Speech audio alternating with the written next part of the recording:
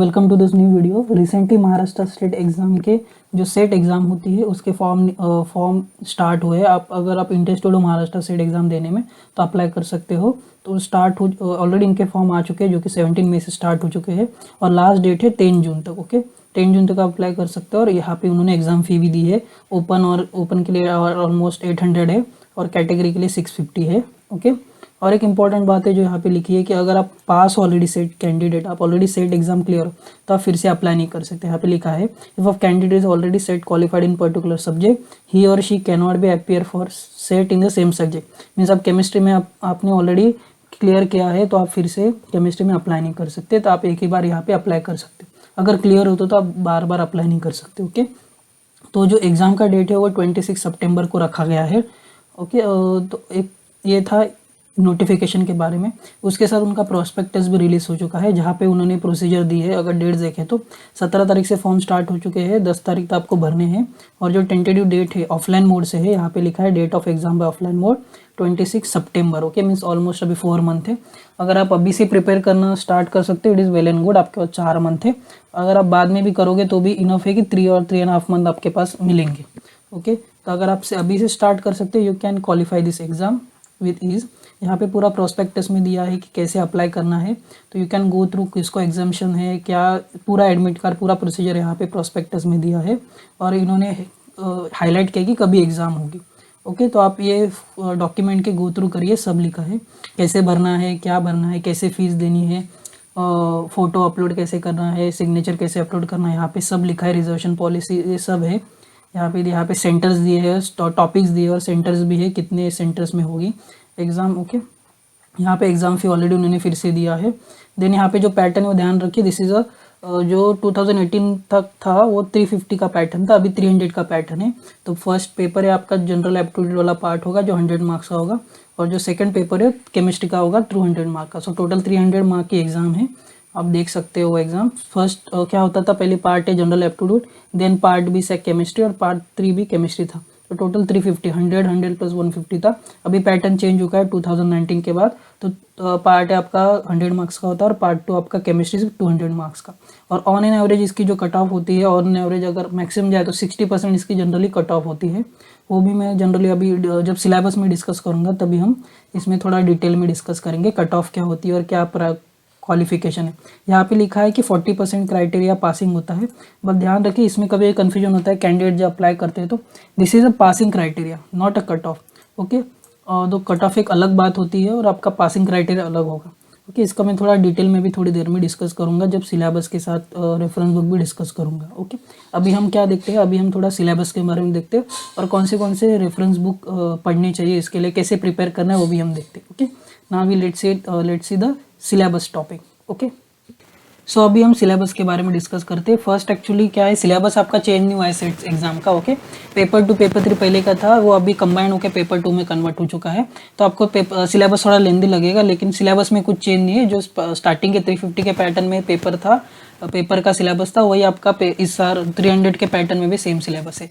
तो फर्स्ट देखिए, this is from your inorganic topic. Okay, ये आप इनऑर्गेनिक का टॉपिक है आपका ये वाला, दिस इज फ्रॉम इनऑर्गेनिक। ये देखेंगे एसिड और बेस, ये इनऑर्गेनिक साथ ही साथ आपका पीएच पीके है, तो मतलब ये इनऑर्गेनिक प्लस फिजिकल वाला टॉपिक है दिया है। देन आपका ये सेकंड है फिजिकल है, this is physical that is chemical kinetics जो दिया है। मैं यहाँ पे बुक्स के बारे में बाद में बात करता हूँ, लेकिन जो भी जितना भी दिया है हम पहले बात करते हैं किस में डिवीजन किया है। देन नेक्स्ट है आपका यहाँ पे दिया है जो पार्ट है, this is from inorganic. Then organic दिया है, ऑर्गेनिक दिया है। ओके, और ये आपका पूरा ऑर्गेनिक पार्ट है, ये भी ऑर्गेनिक का पार्ट है। This is from your physical part, specially data analysis. हम या इसको इनऑर्गेनिक में भी डाल सकते हैं, नो प्रॉब्लम। ओके, तो पेपर 2 या फिर इसके बात करूँ जो पेपर 3 का मैं डिस्कस कर लेता हूँ। दिस इज फ्रॉम योर जो भी फर्स्ट पार्ट है आपका क्वांटम है, फिजिकल है, ये पूरा का पूरा पार्ट आप देखें। This is from your physical chemistry जो फर्स्ट पार्ट दिया है। देन ये thermodynamics, chemical equilibrium, ideal equilibrium, surface, ये पूरा का पूरा आपका फिजिकल केमिस्ट्री का पार्ट है। देन ये भी जब तक ये भी पूरा ओके, दिस हॉल पूरा का पूरा इक्वेशन आपका फिजिकल केमिस्ट्री का पार्ट है। Okay, this is part of your physical chemistry. Then nuclear chemistry के साथ आपका पूरा इनऑर्गेनिक पार्ट यहाँ से स्टार्ट होता है, ये भी आपका इनऑर्गेनिक पार्ट का ही है पूरा। यहाँ पे आपका इनऑर्गेनिक सेक्शन खत्म हो जाता है by inorganic. Okay, this is where your inorganic chemistry ends. उसके बाद आपका जो भी 33 ये पूरा का पूरा चैप्टर मीन्स पूरे के पूरे स्लाइड ऑर्गेनिक को डेडिकेटेड है पूरा। तो सिलेबस में देख सकते हैं पूरा सिलेबस आपको थोड़ा डिटेल में डिस्कस करके दिया है। ओके आप इसको एक ही पूरा सिलेबस को डिस्कस मीन्स एक ही पैटर्न में देखिए, because it will get confuse, because paper 2 का अलग है, पेपर 3 का अलग है, लेकिन आप इसको पूरा कंबाइन करके देखेंगे so it will get help. Okay तो पहला आपका इनऑर्गेनिक का दिया है, तो इसमें जनरली आपका इंपॉर्टेंट पॉइंट कौन से होते हैं, जनरली आपका वेस्पर के ऊपर क्वेश्चंस आते हैं, वीएसपीआर थ्योरी के ऊपर क्वेश्चंस आते हैं, देन आपका एमओटी के ऊपर क्वेश्चंस आते हैं, देन इसमें आपका सिमेट्री दिया है उसके ऊपर क्वेश्चंस आते हैं। ओके अभी यहाँ पे पेपर 2 में सिर्फ केमिस्ट्री के क्वेश्चंस है। तो जनरली एक पॉइंट याद रखें, अगर आप नेट के लिए प्रिपेयर करो तो नेट में आपको ग्रुप थ्योरी एक्स्ट्रा प्रिपेयर करना पड़ता है सिमेट्री के साथ। ओके तो यहाँ पे आपको वो प्रिपेयर नहीं करना है, don't prepare group theory, only prepare symmetry, because group theory में आपका आयर अमन स्पेक्ट्रा आता है, कैरेक्टर टेबल आता है, वो जनरली इसमें आता नहीं जनरली। ओके सेट एग्जाम में आपको जनरली सिमेट्री पॉइंट ग्रुप निकालना कैसे है, कौन से टॉपिक का या फिर कौन से मॉलिक्यूल का क्या पॉइंट ग्रुप है वो जनरली उसके ऊपर क्वेश्चंस आते हैं। ओके तो यहाँ पे एक्स्ट्रा भी पार्ट दिया है, कोई जनरली बेसिक इनऑर्गेनिक केमिस्ट्री है उसके बारे में है। देन आपका यहाँ पे एसिड और बेस जनरली ज़्यादातर क्वेश्चन आपका HSBC प्रिंसिपल बफर के ऊपर क्वेश्चंस आते हैं, पीएच और पीके के ऊपर क्वेश्चंस आते हैं, नॉन एक्विस के ऊपर बहुत कम क्वेश्चंस दिखे गए हैं। रेडॉक्स में अगर देखिए तो इलेक्ट्रोकेमिकल सीरीज है आपका, देन रेडॉक्स इंडिकेटर बहुत कम है यहाँ पे। जनरली इलेक्ट्रोकेमिस्ट्री में जनरली इलेक्ट्रोकेमिकल सेल्स के ऊपर ज़्यादा क्वेश्चन आते हैं, और काइनेटिक्स में देखिए तो सिमिलरली आपका एंजाइम मैकेनिज्म के ऊपर ज़्यादातर क्वेश्चन आते रहते हैं। RNA इक्वेशन दी है आपको जो कि इंपॉर्टेंट है केमिकल काइनेटिक्स का, then mechanism including SN1 SN2, colligative properties जो जनरली 11-12 का बेसिक एक चैप्टर है उसके ऊपर, यहाँ पे इंट्रोपी फ्री एनर्जी का भी है उसके ऊपर भी जनरली क्वेश्चंस आते हैं।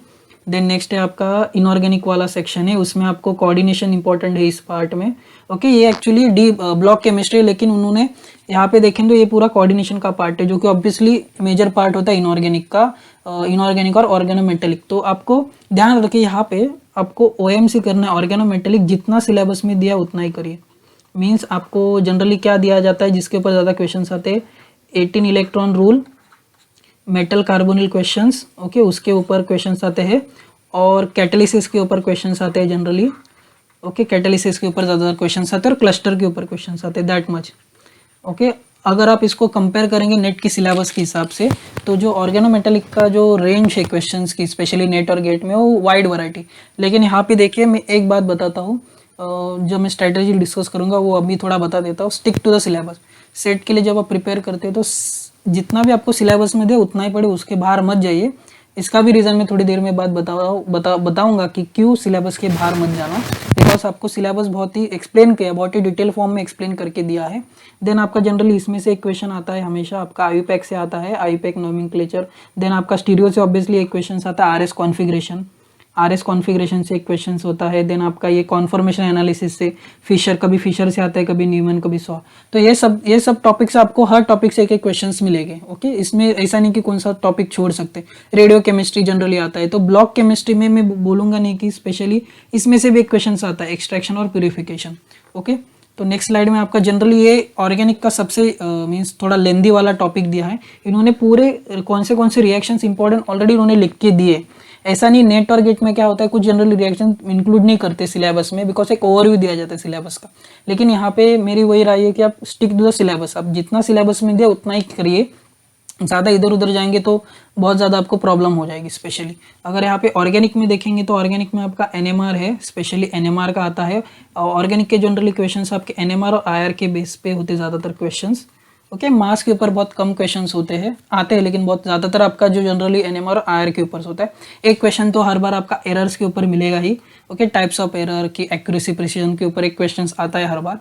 देन आपका अगर मैं वही फिजिकल वाला पार्ट यहाँ पे कैरी फॉरवर्ड करूँ, ऑब्वियसली यहाँ पे इन्होंने बहुत डिटेल में डिस्कस किया है सिलेबस को, क्वांटम के क्या क्या आपका क्वांटम का बेसिक्स, क्वांटम केमिस्ट्री का बेसिक, देन वेरिएशन थ्योरम है, पर्टुर्बेशन थ्योरम है, और स्पेशली टर्म सिंबल आप भूलिए मत। अगर आप क्वांटम नहीं कर रहे बट यहाँ से स्पेक्ट्रोस्कोपिक स्टेट्स और स्पेक्ट्रोस्कोपिक टर्म सिंबल जो कि इनऑर्गेनिक का भी एक पार्ट है, टर्म सिंबल और स्पेक्ट्रोस्कोपिक स्टेट, वो करिए अगर आप क्वांटम नहीं करें। बिकॉज ये पूरे आई थिंक 4 चारों के चारों पूरे अगर देखें तो पूरे के पूरे आपके इसके ऊपर बनाए गए हैं सिलेबस, जो पूरा क्वांटम केमिस्ट्री को डिवाइड करके एक्सप्लेन किया गया और कुछ नहीं।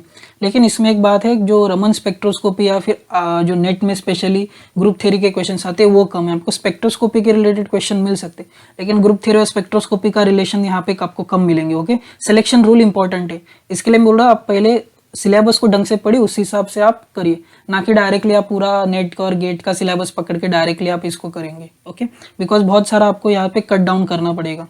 कुछ पार्ट आपका नेट के सिलेबस में वही है बात, फिर से दोहरा रहा हूँ कि जनरली ओवरव्यू दिया जाता है, पूरा डिटेल में नहीं, लेकिन यहाँ पे पूरा डिटेल में दिया है सिलेबस। तो एक एडवांटेज है कि आपको एक ऑलरेडी फ्रेमवर्क बना के दिया है कि एक फ्रेमवर्क के अंदर ही आपको पढ़ना है। जो जनरली आप देखेंगे और प्रीवियस ईयर के क्वेश्चन कंपेयर करेंगे, आपको इसी फ्रेमवर्क के अंदर जो भी सिलेबस उन्होंने डिस्कस किया है पेपर 2 पेपर 3 का, उसके अंदर ही क्वेश्चन जनरली पूछे जाते हैं। इसके बाहर जनरली बहुत हार्डली कभी गया होगा। ओके, मैं ऐसा देखा है, बिकॉज आई थिंक जब से मैंने दिया है एग्जाम उसके बाद ही देख रहा हूँ कि आपका सिलेबस के अंदर ही सब क्वेश्चन है।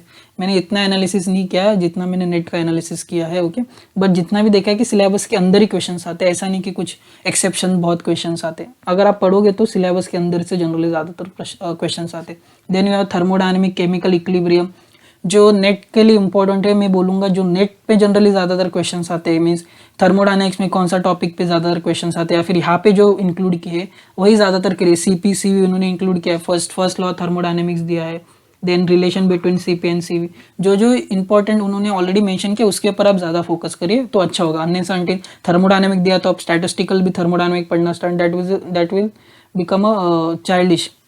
अब ऐसा मत करिए, बिकॉज ज़्यादा टाइम आपके पास नहीं होगा पढ़ने के लिए। तो जितना भी सिलेबस है पॉइंट टू पॉइंट रखिए क्या है और कितना पूछा गया है। अगर यहाँ पे इलेक्ट्रोकेमिकल से देखिए, नर्स्ट इक्वेशन उन्होंने इंक्लूड किया, application of cell EMF measurement, surface में भी स्पेशली दिया है। जनरली इसका और ऑगर बहुत कम पूछते हैं सरफेस फिनोमिना में। सरफेस टेंशन या फिर एड्जॉर्प्शन वाला पार्ट भी जनरली पूछा जाता है। देन स्टैटिस्टिकल दिया है इन्होंने, लेकिन इनको भी इन्होंने यहाँ पे मीन्स उसको सेपरेट किया है। ओके, तो स्पेशली जनरली स्टैटिस्टिकल थर्मोडायनेमिक्स से जनरली अगर क्वेश्चन देखें तो जो स्टार्टिंग वाला पार्ट है इंपॉर्टेंट, मींस अलग अलग डिस्ट्रीब्यूशन, रोटेशनल पार्टीशन फंक्शंस, उसके ऊपर ही क्वेश्चंस आते हैं। और हर बार देखते हैं कि फिजिकल वाले पार्ट में स्टैटिस्टिकल से अलग से क्वेश्चंस आते हैं, ना कि आपको थर्मोडायनेमिक के साथ ही आएंगे। देन आपका ये यहाँ पे केमिकल काइनेटिक्स फिर से एक्सप्लेन किया है, देन नॉन इक्विलिब्रियम। तो देख सकते हैं पूरा सिलेबस थोड़ा लेंदी बना है। इसके लिए आप देख सकते हैं कि पूरे छोटे छोटे टॉपिक्स को फ्रेगमेंटेशन किया है। मीन्स केमिकल काइनेटिक्स आपको पहले भी मिलेगा, अभी मिलेगा, कुछ पार्ट वहाँ पे नहीं था, कुछ पार्ट यहाँ पे है, कुछ पार्ट यहाँ पे है, कुछ पार्ट वहाँ पे नहीं, मिस एंड मैच जैसे। तो वो भी आपको पढ़ना और ये भी पढ़ना है, तो आप पूरा कंप्लीट हो जाएगा आपका। Okay, then micromolecular, generally this is nothing but your polymers. ये आपका पॉलीमर्स है यहाँ पे, और ये आपका solid state chemistry. Generally defects के ऊपर क्वेश्चंस आते हैं, और जनरली सॉलिड स्टेट केमिस्ट्री के ऊपर भी क्वेश्चंस आते हैं। टेट्राहेड्रल, ऑक्टाहेड्रल वॉइड्स, आपके कितने ऑक्टाहेड्रल वॉइड में, then Schottky effect, Frenkel effect, semiconductors के ऊपर भी क्वेश्चंस आते हैं। देन आपका न्यूक्लियर केमिस्ट्री के ऊपर उन्हें दिया है, लेकिन बहुत कम, एक आध दूसरा क्वेश्चंस आता है जनरली। देन आपका ये आपका पी ब्लॉक है। Okay, this is a P block से भी क्वेश्चंस आते हैं, लेकिन सिलेबस बहुत ज़्यादा डिटेल में लिया है। देन आपका एक कोऑर्डिनेशन है, जो कि one of the important topic है। पूरा कोऑर्डिनेशन यहाँ पे उन्होंने एक्सप्लेन किया क्या क्या पढ़ना है। ओके, देन आपका लैंथेनाइट ए ब्लॉक दिया है, क्या क्या पढ़ना वो भी है। स्पेक्ट्रल प्रॉपर्टी, मैग्नेटिक प्रॉपर्टी पर क्वेश्चंस आते हैं। शिप रिएजेंट के ऊपर, उनके टर्म सिंबल के ऊपर भी क्वेश्चंस आते हैं। देन आपका ऑर्गेनोमेटेलिक है। ऑर्गेनोमेटेलिक देखिए एज कम्पेयर टू कोऑर्डिनेशन कम है, जो कि मैंने पहले भी एक्सप्लेन किया था कि ऑर्गेनोमेटेलिक केमिस्ट्री सेट में थोड़ा कम इसका वेटेज है एज कम्पेयर टू कोऑर्डिनेशन। बहुत ज़्यादा डिटेल में आपको नहीं पढ़ना, सिलेक्टिव पढ़ना है ऑर्गेनोमेटेलिक केमिस्ट्री के लिए। टॉपिक्स इन एनालिटिकल होगा, जनरली इसके ऊपर ज़्यादातर क्वेश्चंस आते हैं। टीजीए, डीटेक, थर्मल मेथड के ऊपर क्वेश्चंस होता ही है, कभी ना कभी आप देख सकते हो। देन बाय इनऑर्गेनिक के ऊपर तो डेफिनेटली एक होगा क्वेश्चंस। देन ऑर्गेनिक में देखिए तो एरोमेटिसिटी को जनरली क्वेश्चन, अगर मैं यहाँ पे बात करूँ स्टीरियोकेमिस्ट्री, एरोमेटिसिटी, जनरली ये कंबाइंड क्वेश्चंस आपको बहुत कम मिलेंगे। नेट और गेट के हिसाब से देखो, जनरली जब ऑर्गेनिक का पार्ट होता है नेट और गेट का, उसमें बहुत सारे कॉन्सेप्ट मिक्स करते हैं, जैसे रिएजेंट हो गया, पेरीसाइक्लिक हो गया, नेम रिएक्शंस हो गया। लेकिन अगर आप इसको देखेंगे किसका सेट का ऑर्गेनिक के क्वेश्चन देखेंगे तो उसमें हर टॉपिक के ऊपर अलग अलग क्वेश्चन, जैसे नहीं कि मिक्स करते। जनरली ऑर्गेनिक का पैटर्न क्या होता है, हमेशा आप 2-3 कॉन्सेप्ट को मिक्स करके क्वेश्चन बनाते हैं नेट और गेट में। सेट में आपको बहुत सिलेक्टिवली उसी टॉपिक का ऊपर ही क्वेश्चन मिलेगा। अगर शार्पलेस का रिएक्शन है, शार्पलेस इपॉक्सीडेशन, तो शार्पलेस का ही इपॉक्सीडेशन का रिएक्शन मिलेगा। उससे आगे कभी कभार ही वो एक्सेप्शन में एक्स्ट्रा देते, नहीं तो अनलेस एंड अनटिल वो नहीं देते। ओके, आप लिमिट तक रहते सिलेबस में। अगर इसके देखें नेम रिएक्शंस, ऑलरेडी उन्होंने दिए हैं यहाँ पे शार्पली से। तो जनरली क्या करते हैं, नेट और गेट में 2-3 डायरेक्शन मिक्स करते हैं। इसमें आपको बहुत कम मिलेगा कि 2-3 डायरेक्शंस मिक्स ही होंगे। ओके, तो ये किसका एडवांटेज है सेट का, कि आपको ऑर्गेनिक में मिक्सिंग क्वेश्चन बहुत कम मिलेंगे। मिक्स 2-3 टॉपिक्स मिक्स होते हैं, जिसकी वजह से ऑर्गेनिक थोड़ा टफ हो जाता है, कि वो मिक्सिंग करते जनरली सिलेबस में। ओके, तो ऑर्गेनिक में अगर पेरीसाइक्लिक है तो उसमें आपको रिएजेंट नहीं मिलेगा, आपको पेरीसाइक्लिक के टॉपिक में पेरीसाइक्लिक ही मिलेगा। ओके, यहाँ पे उन्होंने जनरली दिया है सिलेक्शन रूल दिए, मतलब यहाँ पे आपका कॉन और डिस आने वाला है। देन इसमें आपको obviously cycloaddition, sigmatropic, जो बेसिक है वो ही जनरली पढ़ने हैं। बहुत ज़्यादा हाई लेवल के क्वेश्चंस नहीं आते नेट और गेट जैसे। देन आपका हेट्रोसाइक्लिक केमिस्ट्री है। देन आपका रिएजेंट से ऑब्वियसली जो ज़्यादातर बड़ा पार्ट होता है रिएजेंट्स के ऊपर, बहुत ज़्यादा रिएजेंट्स एक्सप्लेन किया, कौन से रिएजेंट ऑलरेडी उन्होंने एक्सप्लेन किए हैं। ओके, देन आपका नेचुरल प्रोडक्ट है, बायो ऑर्गेनिक है, फोटो केमिस्ट्री, इसमें जो फोटो केमिस्ट्री और spectroscopy. Okay, NMR IR UV दिया है, उसके ऊपर क्वेश्चन है। अभी आपको ये सिलेबस देखिए, थोड़ा लेंदी सिलेबस लगेगा, लेकिन आप प्रिपेयर कैसे करेंगे, बिकॉज आप फर्स्ट टाइमर हो, it is very much get scared, because syllabus बहुत ज़्यादा एक्सप्लेन करके रखा है। बट मेरी फर्स्ट सलाह है ये कि आप सिलेबस के अंदर ही रहिए, don't go out of syllabus. क्यों, इसका रीज़न है जनरली जो सेट का लेवल है, एक्चुअली सेट लेवल इज़, अगर हम टॉपिक वाइज है या फिर कॉम्पिटेटिव एग्जाम वाइज है या फिर हम स्पेशली डिफिकल्टी वाइज बोले, तो जो लेवल है स्पेशली सेट का वो थोड़ा लोअर लेवल है। क्वेश्चन थोड़े डायरेक्ट होते हैं, बहुत सारे क्वेश्चन आप डायरेक्ट कर सकते हैं अगर आपको टॉपिक पता है तो, या फिर आपको कॉन्सेप्ट पता है तो। भले वो फिजिकल का हो, इनऑर्गेनिक का, ऑर्गेनिक का, डायरेक्ट क्वेश्चन होते हैं। ऐसे घुमा फिरा के बहुत कम क्वेश्चन आपको सेट में मिलेंगे डायरेक्ट क्वेश्चन से। नेट और गेट में बहुत बार क्वेश्चन घुमाए जाते हैं, स्पेशली गेट में तो घुमाते हैं इस फिजिकल के पार्ट में, या फिर नेट में इनऑर्गेनिक के पार्ट में स्पेशली घुमा के क्वेश्चन पूछते हैं। स्टेटमेंट जो अभी करंटली ट्रेंड है कि स्टेटमेंट वाइज है, तो मेरा है कि आप सिलेबस के अंदर ही, don't go out of syllabus. और बहुत सारा आपको सिर्फ सेट के लिए अगर प्रिपेयर कर रहे हो, आपको नेट और गेट नहीं देना है, तो सिलेबस देखिए।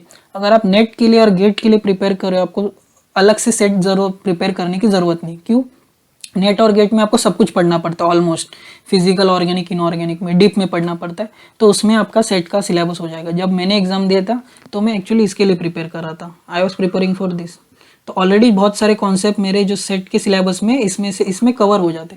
अगर आपके पास टाइम है, आप स्पेशली नेट और गेट के लिए प्रिपेयर कर रहे हो, आपको मीन्स देना है महाराष्ट्र सेट एग्जाम, तो स्पेसिफिकली आप सिलेबस देखिए और उतना ही प्रिपेयर करिए। ओके, बिकॉज आपको एक्स्ट्रा थोड़ा प्रिपेयर करने की ज़रूरत नहीं, ऑलरेडी आपने पढ़ चुका है। बिकॉज नेट और गेट में सब कुछ क्वेश्चन आते हैं जो सेट में ऑलरेडी पूछे जाते हैं, तो आपको जब क्वेश्चन देखेंगे आप देखेंगे थोड़े ईजियर टाइप के क्वेश्चन है।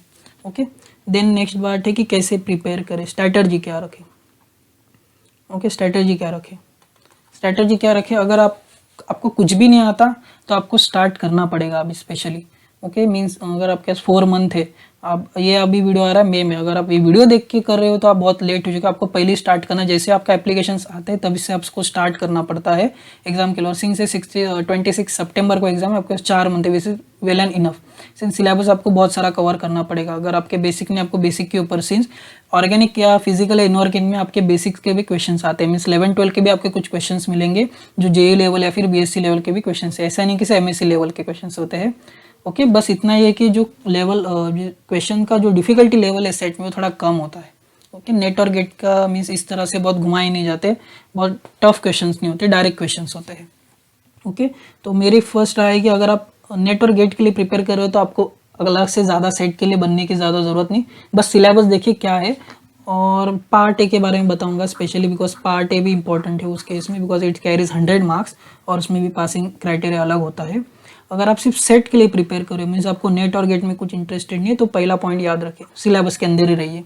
अगर मैं किसी रेफरेंस बुक की बात करूँ, क्या कौन से रेफरेंस बुक है मार्केट में, या फिर कौन सी बुक रेफ़र करनी है, तो या फिर जनरली कोई पब्लिशर ने जो सेट के लिए जनरली बुक्स पब्लिश करता है, इतना मुझे याद है। क्लासेस वाले में भी जो महाराष्ट्र में क्लासेस वो में भी पब्लिश करते होंगे सेट के लिए, बिकॉज सेट एग्ज़ाम है वो स्टेट लेवल का है। ओके, बाहर के स्टेट वाले, बाहर के अलग स्टेट के हैं आउटर स्टूडेंट, वो जनरली सेट के लिए बहुत कम है। जनरली महाराष्ट्र सेट है तो महाराष्ट्र के बच्चे ज़्यादा प्रिपेयर करते, तो आपको कोई महाराष्ट्र में क्लासेस होगा वो मे भी प्रिपेयर करता होगा क्लासेस के नोट्स, तो आप वो देख सकते हैं। लेकिन मुझे इतना पता नहीं कि कोई सिर्फ सेट के लिए ऐसा रेफरेंस बुक नोट्स बनाता है। आपको जनरली नेट और गेट के लिए नोट्स ईजिली मिल जाएंगे, ये ईजिली मिल जाते हैं। तो आपको क्या करना पड़ेगा, आपको फिल्टर करना पड़ेगा इन नोट्स से कि कौन सा करना है, अगर नोट्स आपको नोट्स से पढ़ना है तो। ओके, लेकिन आप नेट और गेट का पढ़ लेंगे तो ये आपको ईजी जाएगा। ये है ओके। सिर्फ सेट के लिए कर रहे हैं तो आपको बस सिलेबस के अंदर ही रहना है। देन अगर मैं रेफरेंस बुक की बात करूँ तो मैंने ऑलरेडी इसके ऊपर वीडियो बनाया है, एनालिसिस ऑफ फिजिकल इनऑर्गेनिक और ऑर्गेनिक केमिस्ट्री, और वहाँ पे मैंने ऑलरेडी रेफरेंस बुक बता दी है थोड़े डिटेल में। अभी मैं फिर से वही बताऊंगा तो इट टेक्स 10 to 15 मिनट्स, तो मैं थोड़ा शॉर्ट में बताता हूँ क्या है। फिजिकल के लिए ऑन एन एवरेज जनरली एक बुक रिफर की जाती है, PSP पूरी शर्मा पठानी आपके पास है। देन सिमेट्री और ग्रुप थ्योरी के लिए आपके पास वीरा रेड्डी होती है, ओके, वीरा रेड्डी। और बैनवेल है आपकी स्पेक्ट्रोस्कोपी के लिए, फिजिकल स्पेक्ट्रोस्कोपी के लिए बैनवेल होती है, ओके। ये जनरली मैं बोलता हूँ बिकॉज मैं ज़्यादातर फिजिकल प्रिपेयर नहीं करता, बट आपको सिर्फ एक बुक में बहुत सारे टॉपिक चाहिए फिजिकल के, तो आपको PSP, you can go for PSP। अगर मैं इनऑर्गेनिक की बात करूँ, अजय कुमार की आई थिंक 3 बुक्स है जो मैंने ऑलरेडी उस वीडियो में बता चुका हूँ, ऊपर मैं आई बटन में वीडियो दे दूंगा। अजय कुमार की कोऑर्डिनेशन की बुक आती है, एक OMC की बुक आती है, और बेसिक इनऑर्गेनिक केमिस्ट्री की बुक आती है, ओके। तो इसमें मोस्ट ऑफ आपके इनऑर्गेनिक के टॉपिक कवर हो जाते हैं except P block, because P block का कंटेंट बहुत ज़्यादा है, तो आप वो टॉपिक भी छोड़ सकते हैं, या फिर आप इंक्लूड करना चाहते हैं तो अगर इसके लिए आप JD साइड से पढ़ सकते हैं, but that will be waste of time because ज़्यादा टाइम अभी बचा नहीं है। JD स्पेशली P ब्लॉक के लिए आप पढ़ सकते हो। अगर आपको इनऑर्गेनिक स्पेक्ट्रोस्कोपी पढ़ना है तो you can go for AK Das, okay. AK Das volume 7 है, उसमें सेकेंड चैप्टर स्पेक्ट्रोस्कोपी के ऊपर है, उसमें NMR IR है जो कि स्पेशली हमारा इनऑर्गेनिक स्पेक्ट्रोस्कोपी के लिए है, ओके। लेकिन सेट के लिए मैं बोलूँगा कि अगर आपको उसी स्पेक्ट्रोस्कोपी ढंग से पढ़ना है तभी आप ये बुक रिफ़र करिए, ओके, अदरवाइज नॉट, बिकॉज इसका कंटेंट बहुत ज़्यादा है। तो इनऑर्गेनिक अगर आप इसके प्रीवियस ईयर के सेट के क्वेश्चंस भी देखेंगे या फिर नेट में जो इनऑर्गेनिक स्पेक्ट्रोस्कोपी क्वेश्चंस आते हैं वो भी करेंगे तो भी वेल एंड गुड है, बिकॉज नेट सेट के क्वेश्चन बार बार बोल रहा हूँ कि ज़्यादा डिफिकल्ट नहीं होते, स्पेक्ट्रोस्कोपी के ईजी क्वेश्चन होते हैं, ओके। अगर मैं ऑर्गेनिक की बात करूँ, ऑर्गेनिक में ऑब्वियसली बहुत सारे क्वेश्चन आपको अभी भी क्लेडन और कैरोथर से आपको कॉपी पेस्ट मिल जाएंगे, क्लेडन और कैरोथर से मिल जाएंगे क्वेश्चंस, ओके। देन आपके पास अगर पेरीसाइक्लिक करना है तो आपको क्लेडन से मिल जाएगा, फिर कैरोथर से मिलेगा। देन आपके पास ये वाली बुक भी है, नान्स की बुक भी है। देन आपको फोटो केमिस्ट्री करना है तो फोटो केमिस्ट्री भी जगदम्बा सिंह से आपका हो जाएगा, Jagdamba Singh, okay. Stereo chemistry के लिए डू यू हैव नासीपुरी, नासीपुरी है आपके लिए। मैंने इसका ऑलरेडी डिटेल वीडियो बना चुका, मैं थोड़ा अभी शॉर्ट में बता रहा हूँ बिकॉज ऑलरेडी डिस्कशन हो चुका है मेरा, 3 वीडियो सेपरेट बना चुका हूँ, इसके लिए अभी मैं थोड़ा शॉर्ट में बता रहा हूँ। इन वीडियोस कुछ यहाँ पे मैंने जो चैप्टर कुछ बुक इंक्लूड किए उनका भी मैंने डिटेल में एनालिसिस किया है कि कौन से बुक से कौन से चैप्टर्स पढ़ने हैं। जो मैंने पर्सनली खुद पूरी बुक्स पढ़ी उनका मैंने रिव्यू किया है, स्पेशली अजय कुमार है, देन क्लेडन कैरोथर का किया है। फिजिकल का मैंने पूरा अभी तक कोई बुक नहीं पढ़ा है, PSP भी बहुत छोटे छोटे टॉपिक्स ही पढ़े हैं, ऐसा पूरा बुक्स फिजिकल सा मैंने पढ़ा नहीं है। इसके लिए मैं ज़्यादातर फिजिकल के बारे में I will not discuss more about, I will mostly concern about inorganic and organic. तो इसका भी मैंने ऑलरेडी वीडियो बना चुका हूँ कि इस बुक्स में से नेट और गेट के लिए कौन से टॉपिक चैप्टर करने चाहिए, क्लेडन हो, कैरोथर, नान्स हो, जगदम्बा सिंह हो, अजय कुमार हो। AK दास का मैंने किया नहीं है रिव्यू बिकॉज AK दास की 7 वॉल्यूम्स है और वो पूरे 7 के 7 बुक इनऑर्गेनिक केमिस्ट्री के लिए है, ओके। बट उसमें से एक चैप्टर इंपॉर्टेंट जो मैंने यहाँ पे बताया है, ओके, 7th वॉल्यूम में स्पेक्ट्रोस्कोपी का चैप्टर है, वो इंपॉर्टेंट है इनऑर्गेनिक स्पेक्ट्रोस्कोपी का, ओके। अभी क्वेश्चन से आप पास कैसे होगी, बिकॉज आपके पास पार्ट A होता है 100 मार्क्स का, पार्ट 2 होता है 200 मार्क्स, टोटल 300 है। मैंने अभी स्टार्टिंग बोला था कि 60% आपको कट ऑफ चाहिए मिनिमम, लेकिन अगर प्रोस्पेक्टस में देखें वहाँ पे 40% एग्रीगेट पासिंग है, मतलब आपको पार्ट A में आउट ऑफ 100 40 लाने हैं प्लस 80 लाने आउट ऑफ 200, मतलब कितना हो गया, आपको 120 चाहिए पास होने के लिए। But that is different thing. जो कट ऑफ होता है on an average cut off जाता है 60% तक, जो मैंने देखा, मैं ऑन एन एवरेज बोल रहा हूँ बिकॉज ज़्यादा कट ऑफ बोल रहा हूँ मैं। ऑन एन एवरेज अगर 300 के आसपास देखें तो 180 और 200 के आसपास कट ऑफ होता है। अगर मैं प्रिसाइसली बोलूँ 2019 में आई थिंक कट ऑफ था 158 और रिसेंटली अभी कट ऑफ था 2020 का जो एग्ज़ाम हुआ था उसका कट ऑफ था आई थिंक 164। एग्जैक्टली मुझे पता नहीं कौन से साल कौन सा था, but I will not get in this year, but इतना था कि एक साल का 158 था, एक साल का 164 था। तो मैं बोल रहा हूँ कि ऑन एन एवरेज इसको मैं 180 तक राउंड ऑफ कर रहा हूँ, थोड़ा ज़्यादा ही कट ऑफ बता रहा हूँ कि जब आप प्रिपेयर करोगे तो इससे ज़्यादा का एम करो, एम फॉर 200 प्लस, और इसका एडवांटेज क्या है, बिकॉज इस एग्ज़ाम में नेगेटिव मार्किंग नहीं, no negative marking, that's why. तो अगर आपको नहीं आ रहा है फिर भी आप क्वेश्चन अटेंड कर सकते हो, बिकॉज नेगेटिव मार्किंग नहीं है, पूरा 300 का 300 क्वेश्चंस का आप 300 मार्क के क्वेश्चंस अटेंड कर सकते हो। ओके, आप 200 प्लस का करोगे तभी सेफर साइड 180 प्लस रहोगे, बिकॉज ये जो 160 का एवरेज है, 160 का जो कट ऑफ था 2 साल के बीच में, वो कभी बढ़ भी सकता है, there is no guarantee. Okay, but ज़्यादा से ज़्यादा जनरली देखा है जो प्रीवियस पैटर्न था 350 का, तभी भी 60% या फिर 61% तक जाता था। ओके, मीन्स 350 के पैटर्न में कभी कभी 210 मार्क्स या फिर 200 मार्क्स, कभी कभी 190 तक भी गया है। ओके, इसके लिए मैं बोल रहा हूँ कि आप सेफर साइड में 180 प्लस या 200 प्लस का भी टारगेट रख सकते हैं, तभी आपको आराम से आप 160 170 क्रॉस कर सकते हैं। बिकॉज कुछ क्वेश्चन आपको नहीं आ रहा है, आपने सिर्फ टिक कर दिए, बिकॉज जिसको बोलते हैं हम तुक्का मारना, तुक्का मारते हो तो कभी कभी चांसेस है 50-50, सही भी हो सकता है, गलत भी हो सकता है। तो गलत हो गया तो भी आपको करना है कि आप पूरा अटेंड करिए, लेकिन जब प्रिपरेशन करते हो तो ये प्रिपेयर करिए कि मुझे 200 के जितना भी मेरा करेक्ट होगा 200 प्लस होगा, ताकि आप सेफर साइड हो। भले 180 में बोल रहा हूँ ऑन एन एवरेज, बट उससे भी थोड़ा ज़्यादा एम करिए, बिकॉज जितना आप ज़्यादा एम करेंगे, भले आपसे गलती हो फिर भी कुछ मीन्स कम होते हैं आपके मार्क्स, भले इसमें नेगेटिव मार्किंग नहीं है, बट सेफर साइड के लिए एम फॉर 200 प्लस, नॉट 180, भले मैं उसका कट ऑफ 180 बोल रहा हूँ। लेकिन बिकॉज कभी कभी कैंडिडेट्स को कन्फ्यूजन होता है, ये passing criteria, this is a passing criteria. अगर आपको 120 आता है फिर भी आप सेट क्वालिफाइड नहीं हो, बिकॉज कट ऑफ अलग होती है, cut offs are different. Generally NET और गेट में ऐसा कुछ नहीं होता, नेट में एक ही कट ऑफ होती है, गेट में एक ही कट ऑफ होती है, उसके ऊपर आप आते हो, आप डायरेक्टली नेट या गेट क्लियर करते हो। इसमें अलग होता है, इसमें यह है आपका पासिंग क्राइटेरिया, और कट ऑफ जनरली आपके 60% मीन्स 160 to 180 के बीच में रेंज होगा।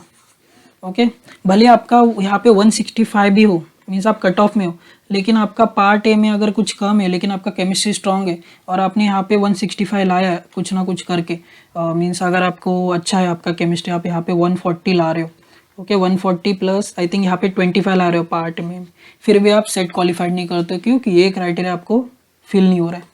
तो इसके लिए पार्ट ए भी इंपॉर्टेंट बन जाता है, आपको मिनिमम 40 लाने हैं पार्ट ए में। ओके, अगर मैं पार्ट ए की बात करूँ, ये सिलेबस है पार्ट ए का, टीचिंग एप्टीट्यूड, थोड़ा बीएड वाला थोड़ा कॉन्सेप्ट आता है, बीएड के सब सिलेबस है यहाँ पे, ये टीचिंग एप्टीट्यूड है, देन रिसर्च एप्टीट्यूड है, देन कंपैरिजन है, मींस पैसेज दिया जाता है, कम्युनिकेशन के ऊपर क्वेश्चंस आते हैं, मैथमेटिकल जो नेट में जनरली पार्ट ए आता है उसी टाइप के क्वेश्चन है, लॉजिकल रीजनिंग है इसमें, डेटा इंटरप्रिटेशन मीन्स ग्राफ आते हैं उसको इंटरप्रेट करना, आईसीटी है, कंप्यूटर लैंग्वेज, कंप्यूटर टेक्नोलॉजी के ऊपर क्वेश्चंस आते हैं, people development, environment, higher education system, government policy के ऊपर, गवर्नमेंट किस तरह से एजुकेशन पॉलिसी, इन्वायरमेंट के ऊपर क्वेश्चंस आते हैं। ओके, ये तो ये आप देखिए, अगर गेट का अगर हम एप्टीट्यूड पार्ट देखें, नेट या एप्टीट्यूड का पार्ट देखें, तो जनरल नेट में तो पूरा मैथमेटिक्स वाला एप्टीट्यूड आता है, गेट में थोड़ा इंग्लिश और थोड़ा मैथमेटिकल एप्टीट्यूड आता है और इंग्लिश भी आता है। तो ये इसका पूरा कॉम्बिनेशन है, सेट का जो पार्ट है, आपको उसमें थोड़ा बीएड का भी थोड़ा कॉन्सेप्ट मिलेगा, थोड़ा रिसर्च का भी कॉन्सेप्ट मिलेगा, थोड़ा मैथ्स भी मिलेगा, थोड़ा जनरल नॉलेज मिलेगा, तो ओवरऑल एक पूरा पैकेज है। तो जनरली क्या होता है, अगर आप नेट और गेट के लिए प्रिपेयर करो, उसका एप्टीट्यूड पार्ट इतना ही, आपको मैथ्स भी आ गया तो आप कर सकते हो, लेकिन इसमें मैथ्स के साथ आपको बहुत सारे टॉपिक्स भी करने पड़ते हैं। लेकिन अगर आप केमिस्ट्री पे ध्यान दे रहे हो, बट यहाँ पे भी आपको आप एम करिए कि आप मोर देन 50 स्कोर करो, कंफर्टेबल आउट ऑफ 50, ताकि आपको कट ऑफ के ऊपर हो। ऐसा नहीं आपका केमिस्ट्री बहुत अच्छा है लेकिन आपने पार्ट ए में 30-35 ला के रख दिया, आप मिनिमम क्राइटेरिया 40% का पास नहीं कर रहे हो। ओके, तो मेरा है कि आप गोल एम करिए 50 to 60 लाए आराम से। अगर भले आपका 120 भी हो रहा है केमिस्ट्री में और इसमें आपका 60 निकल रहा है, तो आराम से आप यहाँ पे 180 क्रॉस कर सकते हो, 180 या फिर 200 तक जा सकते हो। भले आपका केमिस्ट्री इतना स्ट्रॉन्ग नहीं, लेकिन कैसे कैसे आपने 120 130 लाया, उसमें 60 लाए, तो आराम से आप 180 190 200 तक आ सकते हो। ओके, तो ये इसके लिए जनरली बुक्स आती है जो मैंने रिफ़र की थी मेरे टाइम पे, ये आई थी उस टाइम पे आर्यन पब्लिकेशंस की, general paper UGC for net JRF. तो यहाँ पे मैंने जो टॉपिक क्यों इसके लिए बुक सिलेक्ट की थी, बिकॉज उसके फ्रंट पेज पे लिखा था कि ये टॉपिक्स ऑलरेडी इंक्लूड है। ओके, और आपको पूरा नहीं पढ़ना डिटेल में, ओवरव्यू देखिए, बस ऊपर ऊपर से देखिए, बिकॉज पूरा पढ़ने के लिए आपको टाइम नहीं, बिकॉज आपको पहले केमिस्ट्री पढ़ना है। ओके, ये इसका ओल्ड एडिशन है और ये न्यू एडिशन अभी करंटली ये आ चुका है। आपको ये टॉपिक इसमें पूरे मिल जाएंगे, बिकॉज ये एडिशन मैंने पढ़ा था लेकिन डिटेल में नहीं पढ़ा है। ओके, मतलब मैंने higher education system, people development, environment पूरा डिटेल में नहीं, वर्ड टू वर्ड नहीं पढ़ा है, और वर्ड टू वर्ड पढ़ने की ज़रूरत नहीं, बिकॉज आपका मेन फोकस केमिस्ट्री होना चाहिए। आपको बस यहाँ पे पासिंग मार्क्स लाने 50 to 60 बस हो गए इसमें, बाकी आपका केमिस्ट्री से पूरे आपको कट ऑफ से ऊपर जाना है। बिकॉज जनरली सबका सब मैथ्स कर लेते हैं नेट गेट वाले, लेकिन जब जीके भी और ये सब गवर्नमेंट पॉलिसी या फिर कुछ हायर एजुकेशन सिस्टम के बारे में या फिर बीएड के रिलेटेड क्वेश्चन आते हैं तो प्रॉब्लम होता है। तो इस बुक में आपको आई थिंक पार्ट ए के लिए it is sufficient book. Okay, मैंने ओल्ड एडिशन रिफ़र किया था, ये जनरली न्यू एडिशन का यहाँ पे फ़ोटो रखा है मैंने, तो आप देख सकते हैं। बस कुछ दिन एग्ज़ाम से कुछ दिन पहले आप पढ़ लोगे इसमें से, मतलब ओवरव्यू कर लोगे तो भी नो इशू, क्योंकि कॉन्सेप्ट आपके क्वेश्चन आपको मिल जाएंगे। बिकॉज ये जो यूजीसी नेट होता है उसमें भी एक कॉमन होता है, बस सीएसआर नेट में मैथमेटिकल एप्टीट्यूड हमको ज़्यादा आता है, वो अलग होता है as compare to UGC NET. Okay, तो आई थिंक मैंने कुछ पार्ट ए के बारे में डाउट क्लियर किया होगा। ये आपको सब पार्ट ए के उस बुक में मिल जाएगा, आईसीटी और लॉजिकल रीजनिंग, रिसर्च एप्टीट्यूड भी आपको, कम्युनिकेशन का भी पार्ट उस बुक में मिलेगा, टीचिंग एप्टीट्यूड भी मिल जाएगा। ओके, एज पर एज मैं इसकी बात करूँ, केमिस्ट्री की बात करूँ तो कि कहाँ से स्टार्ट करें, अगर स्टार्ट अभी से करो आपको देखना चाहिए 3 टॉपिक में से आपको कौन सा ईजी जाता है। ओके, कौन से टॉपिक ईजी जाते हैं और कौन से टॉपिक का वेटेज जनरली ज़्यादा होता है। अगर हम देखें तो जो नेट और गेट में ज़्यादातर जिस टॉपिक के ज़्यादा वेटेज होते हैं वही सेट में जनरली अप्लाई करते हैं और क्वेश्चंस भी डिफिकल्ट नहीं होते। और कौन से टॉपिक का ज़्यादा वेटेज है तो ऑलरेडी मैंने यहाँ पे आई बटन में वीडियो दे दूंगा, वो मीन्स जो इनऑर्गेनिक, ऑर्गेनिक और फिजिकल का एनालिसिस किया है नेट और नेट एग्जाम का, वही ऑलमोस्ट पैटर्न वहाँ पे। मीन्स अगर आप क्वांटम का वेटेज देख रहे हो तो क्वांटम के क्वेश्चंस होंगे ज़्यादातर, थर्मो का होगा, सबके क्वेश्चंस होंगे, बट क्वांटम के थोड़े ज़्यादा होंगे, थर्मो के कम होंगे, थोड़े इलेक्ट्रो के ज़्यादा। तो उस हिसाब से वो आप वीडियो देखे आप डिसाइड कर सकते हो कि किस तरह से आपको पढ़ना है, कौन से टॉपिक जनरली ज़्यादातर है। बिकॉज ऑलरेडी मैंने उसके ऊपर 10 मिनट के आई थिंक 3 वीडियो बना चुका हूँ। 30 मिनट का कंटेंट ऑलरेडी मेरे यूट्यूब चैनल पे आप देख सकते हो कि और डिसाइड कर सकते हो कि क्या क्या है। ओके, यहाँ पे बता के और 10-15 मिनट मुझे यहाँ पे लेंथ नहीं करना है वीडियो को। ओके, तो यहाँ पे मैंने शॉर्ट में कुछ कुछ बुक्स बताए हैं, डिटेल में आप देख सकते हो और आपको वो बुक्स में से क्या क्या पढ़ना है तो इसका भी आपको ऊपर आई बटन में उसका मैं दे दूंगा। वो सीरीज़ मैंने बुक रिव्यू सीरीज़ किया तो उसमें आई थिंक 6 to 7 बुक्स मैंने रिव्यू किए थे। ओके, इनकमिंग टाइम में और बुक्स रिव्यू करूँगा कि कौन से बुक्स में से कौन से चैप्टर्स पढ़ने हैं। ओके, तो अगर हम स्ट्रैटेजी की बात करें स्पेशली कि कैसे प्रिपेयर करें, तो पहले आप खुद देखिए कि आपको क्या आता है, क्या आपका स्ट्रॉन्ग पॉइंट है। मुझे इनऑर्गेनिक ज़्यादा प्रिपेयर करने की ज़रूरत नहीं, मतलब आपका इनऑर्गेनिक पॉइंट्स अच्छा है। अगर आपका बेसिक अच्छा है तो नो डाउट डायरेक्टली आप पढ़ सकते हो सेट का या क्वेश्चन पेपर। तो सिलेबस के साथ आप थोड़े साइड में क्वेश्चन पेपर भी देखिए, सेट के वेबसाइट पे आपको 3-4 साल के मिल जाएंगे, 2-3 साल के, तो देख सकते हैं कि क्वेश्चन का लेवल क्या है। नेट का क्वेश्चन देखिए और सेट का क्वेश्चन है, आपको डायरेक्टली पता चलेगा, थोड़ा जो डिफिकल्टी लेवल है कम होती है, आप डायरेक्टली अटेम्प्ट कर सकते हो, आपको थोड़ा भी कॉन्सेप्ट पता है तो। ओके, तो मेरी राय है कि आप पहले सिलेबस देखिए, सिलेबस के अंदर रहिए। अगर आप सेट के लिए प्रिपेयर कर रहे हो तो नेट और गेट के लिए जो प्रिपेयर करो और सिर्फ सेट के लिए अलग से प्रिपेयर करने की ज़रूरत नहीं, पूरा उसमें आ जाता है। ओके, बट आपको पार्ट ए के लिए थोड़ा स्पेशल मीन्स 4-5 दिन आपको थोड़ा ये बुक ऊपर मीन्स ओवरव्यू करना पड़ेगा, स्पेशली पार्ट ए का, बिकॉज उसमें ये सब बीएड का जो teaching aptitude, communication, research aptitude पूछा जाता है, लॉजिकल रीजनिंग, वो पार्ट जनरली नेट और गेट में नहीं होता, वो एक्स्ट्रा थोड़ा सेट में आ जाता है। तो आप वो बुक रिफ़र कर सकते हो, आपके ऊपर है, आपको दूसरी बुक रिफ़र करनी है। मार्केट में बहुत सारी बुक्स होंगी बट मुझे उन बुक्स के बारे में ज़्यादा पता नहीं, जो बुक मुझे पता थी वो बुक मैंने बता दी यहाँ पे। ओके, तो आई होप आपके कुछ डाउट्स क्लियर होंगे। ओके, अगर आप पूछ रहे हो कि आप मैं कैसे प्रिपेयर करूँ खुद के लिए, वो हर एक की स्ट्रैटेजी अलग होती है। ओके, ये मैंने अपनी बताई थी बिकॉज मैं खुद नेट और गेट के लिए प्रिपेयर कर रहा था, तो सेट के लिए मैंने स्पेशली स्ट्रैटेजी नहीं बनाई थी। बट ओवर द ईयर्स मैंने देखा कि आप सेट के लिए से प्रिपेयर करो तो आप सिलेबस के अंदर से प्रिपेयर करो, जितना भी सिलेबस है उस सिलेबस के बाहर मत जाओ। ओके, अपने कोर स्ट्रेंथ देखो कि आपके कोर स्ट्रेंथ क्या है, आप किस में कंफर्टेबल, पहले ये करिए, बाद में दूसरे टॉपिक्स करिए। और सिंस यहाँ पे नेगेटिव मार्किंग ना पूरा का पूरा पेपर अटेंड कर सकते हैं, इसका पॉजिटिव साइड है, तो उसमें चांसेस आपके मार्क्स बढ़ने के बढ़ जाते हैं, बिकॉज 50% आपका सही हो सकता है, 50% गलत भी हो सकता है।